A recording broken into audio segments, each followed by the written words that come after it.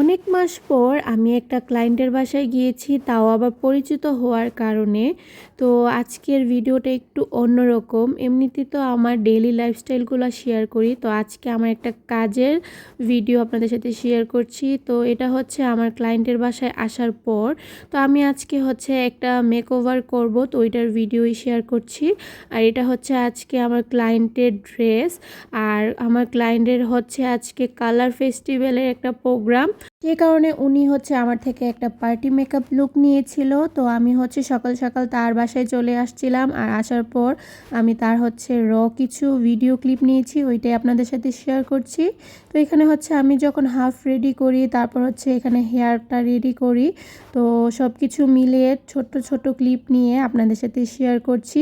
প্রায় অনেক দিন পরই বলতে পারেন কারো বাসায় গিয়ে সার্ভিস দেওয়া। এমনিতে আমার কারো বাসায় গিয়ে সার্ভিস দেওয়া হয় না, যেহেতু পরিচিত ক্লায়েন্ট ছিল সেজন্য। আর ক্লায়েন্ট তো খুবই হ্যাপি হয়ে গিয়েছিল আমার সাজ দেখার পর।